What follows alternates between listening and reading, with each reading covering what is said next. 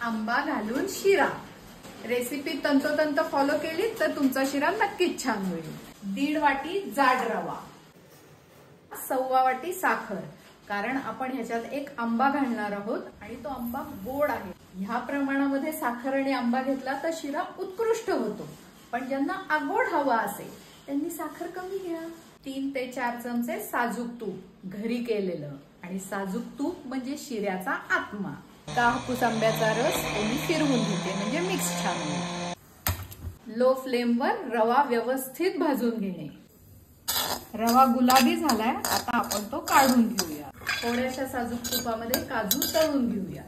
काजू तळून झाले, काढून घेऊ। रवा तुपावर भाजून घेऊया, त्यापर्यंत व्यवस्थित भाजायचा। एकीकडे पाणी गरम करत ठेवलंय, घमघमाट सुटलाय, ह्याच्यामध्ये गरम पाणी घालूया।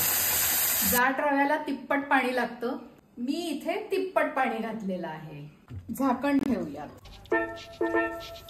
लक्षात ठेवा, रवा खालती लागू द्यायचा नाही। रवा आपण कोरडाही भाजून घेतला, तूप टाकूनही भाजून घेतला, पाणी घालून शिजूनही घेतला। आता साखर, 1.25 वाटी साखर।